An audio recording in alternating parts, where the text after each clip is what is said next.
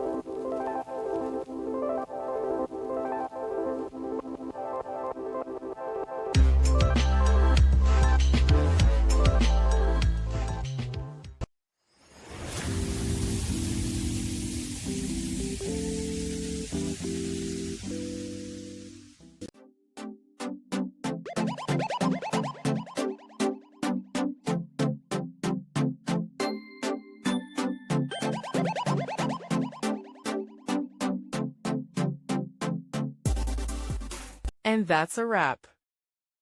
I hope you found the answer you were looking for. If you did, take a second to hit that subscribe button. It really helps out. And let me know in the comments which solution worked best for you.